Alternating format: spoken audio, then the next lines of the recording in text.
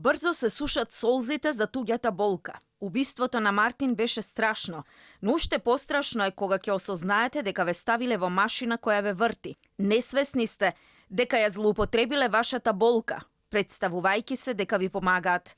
Александар Нешковски, братот на брутално убиениот Мартин, прифати да зборува за Алфа.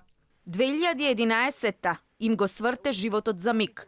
Прво Игор Спасов го уби брат му, неколку дена потоа татко му се самоуби. Наспроти тоа, протести, многу политика, која не заврши, туку продолжи. Се плетеше приказна за манипулации, заштита, политички игри и целиот тој товар Александар вели дека го носел сам, иако никогаш ниту бил, ниту ќе биде дел од политиката. Јас морав да ги гледам сите и да ги анализирам.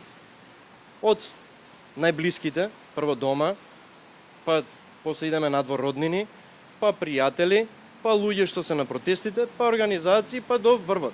Конкретно за бегството на Игор Спасов не сакаше да зборува. Причината зошто е тоа така не ни ја откри. Рече дека за себе не се плаши. Се плаши за семејството, за неговите деца.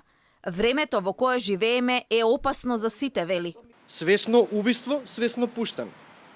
Избегал. Мислам, дај ве молам. Верувате ли дека Игор Спасов ќе се врати во затвор во Македонија?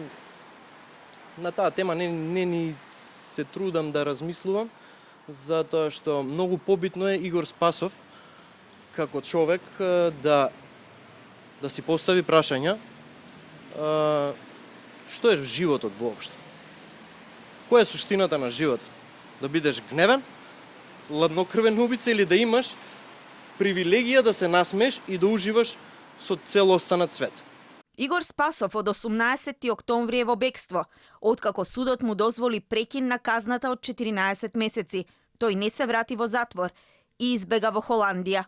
За убиството на Мартин беше осуден на 14 години затвор, а одлежа само половина од казната.